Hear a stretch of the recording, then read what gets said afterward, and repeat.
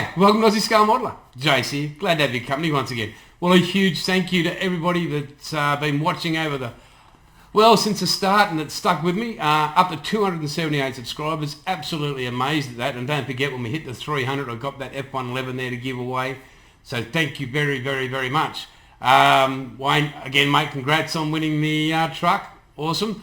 So thank you. If you're new here, hit the like, the subscribe, and the bell notification. I know, look, I think you just go down there and click it somewhere. Please, I'll put it up one day soon. Okay, make sure you guys comment, thanks. Really appreciate it. Helps me, and gives me ideas on who to talk to or who you'd like me to talk to in the hobby world in Australia and or modelling, hobbies, whatever we want to call it. Also, before I go on, a huge thank you for his incredible support of the channel pretty much since close to day dot. John Collins, mate, I can't thank you enough. To you and your lovely wife for those phone calls, for the encouragement and all those wonderful things you supplied me with. Really do appreciate it. Look, so John Collins, thank you very much. Okay, well, before we move on to what we got this week, I'll just show you a couple of things that did arrive from Ickysticy, along with that little care package there. So have a peek at these guys. Now, it's funny, one of the big things that everybody says they miss off their bench are these little buggers. Have a look at this. Look at that for a nice set of toys. I mean, these guys are absolutely brilliant and light as you'd expect, but have a look. They come with their own little sheath on each individual one. All different medium hooks on them. Nice little protectors. You've even got your little decal or your flat ones here. And look at that. Have a peek at those. Really nicely made. Feel good in your hand. Excuse me there. So thank you very much. Ickysticy. So go to ickysticy.com.au. But wait. There's more. Have a look at this. I don't know if it's going to reflect in the light there, but have a look at that little light. That is not Kniff set. Love my Kniff. It's got all, it's even got a little micro screwdriver in there, a little flathead screwdriver. What do we got there? 1, 2, 3, 4, 5, 6, 7, 8, 9, 10, 11, 12, 13 blades, 2 handles, and a tiny little pair of tweezers. But I also was given a couple of packets of blade, 50 more blades if required. So thanks, Nick, there from ickysticy.com.au. Go and see them, ickysticy.com.au. Up there, we go, up there. Make sure you support them, guys. They're Aussie made and Australian owned. So get in them. Support our local industry. Okay, we'll chuck that out. Also, Hobart Bill Hobbies. Have a peek at this, guys. That's the cockpit for the Mark 120, Mark 1 Spitfire, 124 scale. Have a look at that. Have a look at the detail in there. It is off the charts. Mr. Forsyth, sir, you are a dead set legend. Mate, keep producing that great resin stuff for us all out there. So we'll keep on with that. Now, as promised, there's the Ozcam from Braden, from Outlaw Paints. You've got your 4 colours in there. You've got your, hang on, there we go. Boom, boom, boom. Let's see on that. We've got the cam green, the cam brown, the cam black, and also, in separate bottle, pill brown. So that's pretty darn brilliant. So well done, Braden. And look, folks, as we all know, if you were looking forward to last Wednesday's episode, it didn't happen. Very many technical issues. And I'm not that bright when it comes to the old PC and other things like that. But anyway, able to get this one up tonight. So look forward to fullboremodels.com, starting of the HGU. And chomping at the bit to show you guys that. Okay, this week we've got Craig. Now, he's not Aussie Scale Modeler. He has Aussie Scale Models. He's a great guy. He's a great modeler. He's a great Aussie, and he does sensational work. So what we'll do is, I'll stop yapping, and we'll roll the interview, and I'll see you on the back of it. Let's roll. Welcome, Craig from Aussie Scale Models. How are you, mate? I'm good, Jason. Thanks a lot for inviting me on. Mate, it's an absolute pleasure. Now, for those who don't know, go to Facebook and check out Craig's site there, and he's on Instagram and Twitter as well, but go there and have a look at some of his work, and then you'll know the bloke we're talking to here. Now, mate, as I always ask, mate, what got you started? What's your earliest recollection in the models, mate? The earliest recollection, I remember doing models. I was getting my dad to help me do models sort of in mid to late 70s. Yep. So sort of around Star Wars, that sort of thing. I did a Darth Vader's TIE Advance when it first originally came out. Then one of my favourite shows when I was growing up was Bar Black Sheep. Yes. About set in World War II. So I built one of those Corsairs, as they called it, the Corsair, on the box. And I've actually been trying to look for another one again to try and do as a memory thing. So I built that with my dad, and then sort of progressed through the 80s, doing more Star Wars kits. And then I sort of stopped leaving when I left high school for a little while when I started working. Yep. Then got back into it again in the 90s, and I was doing a lot of the Tamiya Formula One cars. Yeah, very good kits. I also remember doing. At high school we did like a couple of weeks at the end of the year where we do like different activities. So we had like a model club. Oh, I remember doing a Huey, a Bell Huey, and a Harrier. I think it might have been a Sea Harrier at the time. So around the time of when the Falklands War was. Yep. 85. So yeah, around that time. And then your life gets in the way and everything like that. Yeah. Well, I'm lucky I don't have kids. I'm not unlucky or lucky if you want to say whether I have kids. But just life in general got in the way and stopped doing it for a while, and then picked it back up about 18 months ago. Mate, your work is absolutely unbelievable, but I want to know, what was your first model? First model. Let me take you back. It'd have to be probably like a little Airfix, probably a 72 scale Airfix Spitfire or something like that. Yeah, popular. I remember doing something like that. There's a few little memories back there of that, but I do remember doing the TIE Advance from Star Wars. Yep.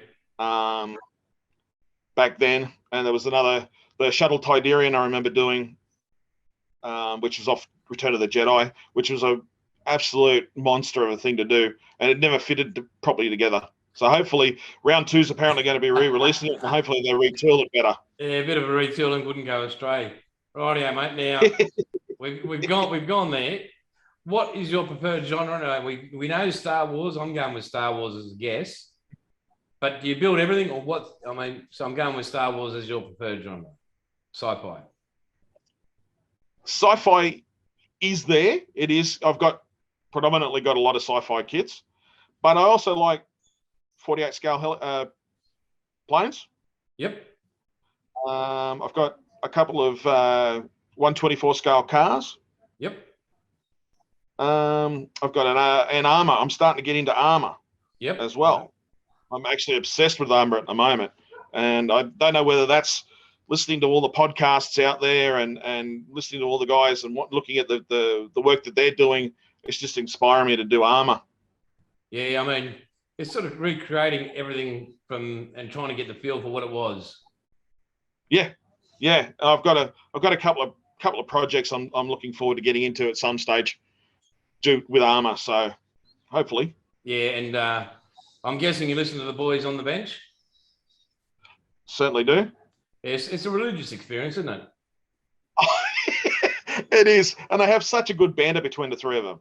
Yeah, I don't think there's a bad word that's ever said between them. And I think, even though it's not visual, you just like listening to what those boys say about, what's going on. Yeah. And there's great hints, tips, and they're a great promoter well, all things in the industry, but yeah, very Australian based, and I love that. So. Oh, yeah, definitely. Right, Yeah, mate. they're a character unto themselves, really. I think it's like Larry Curly and Mo. You just got to choose who's who. Yeah, I hope they're not listening. They probably are, the buggers. Hey, okay, what's currently on your bench? And there's probably a few, but what's the one you're focused on at the moment, mate? Well, I've actually just finished a 72 scale Bushmaster. Okay, yep. That's just finished. That's the Dragon? That's the Dragon kit, yeah, the one that you were giving away. Yep, that's the SAS or the bog standard?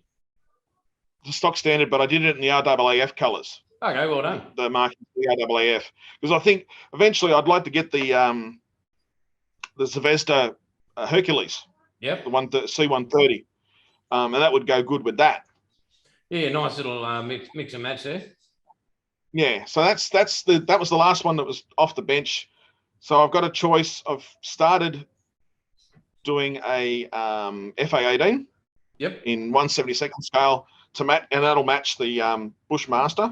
Yep. Excuse me. It's a commemorative one that my wife gave me. Okay. So thought I'd to commemorate start that. This so is the last time you buy a model kit, or no, not at all. It's the 77th anniversary of the RAAF. Yes. Yep. I think it is. So it's got the green markings, the Bushido Guardian markings on it. Yep. Right. So that's going to be an interesting one because they're all decals. Yeah. Very much. Oh, mate, you can mask it up. Yes. If I get the strength to do that, I will. Otherwise, it's going to be decals. But yeah, I've just sensed there's a movement in the force that it's going to be decals. I think so too.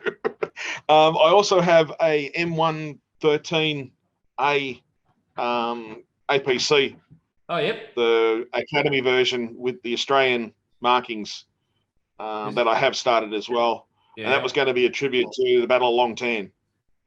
Yeah, that is a. If you're going to honour something, that's a good one. Yeah, and I've got reference photos that I've taken screenshots from Danger Close, the movie. Yep. So I was going to model it on one of those APCs that's in the movie. There's a couple of things I've still got to get for it. Because if you look at one of the lead one, it's got a stretcher, a folded up stretcher on it. Yep.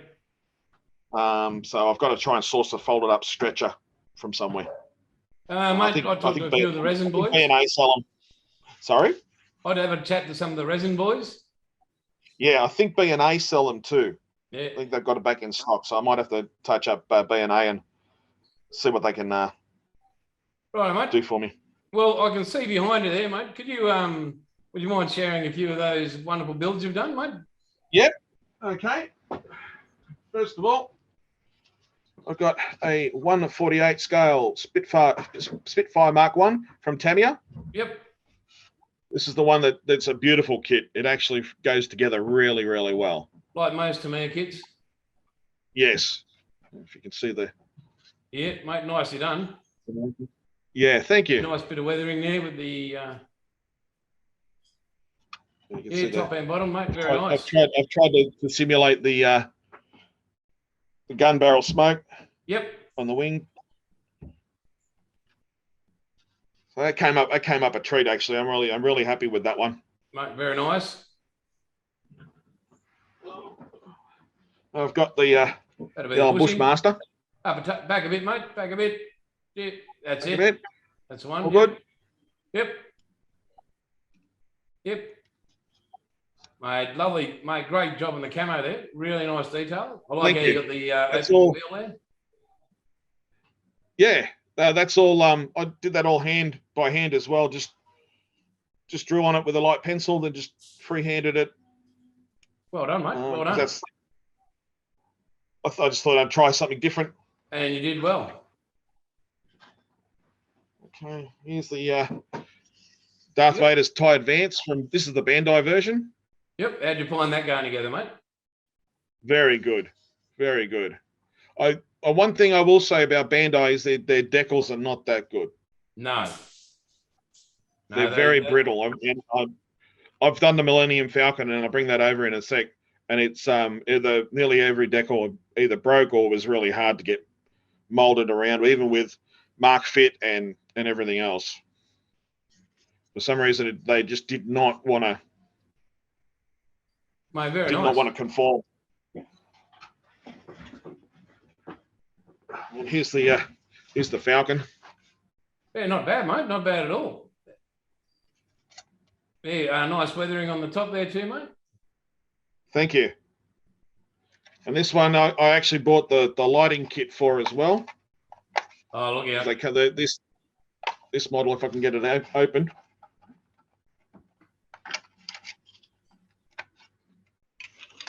I don't know whether you can see that. Yeah, your thrusters there. Yeah, you can see that well, mate. Well done. The lighting kit's really, really good.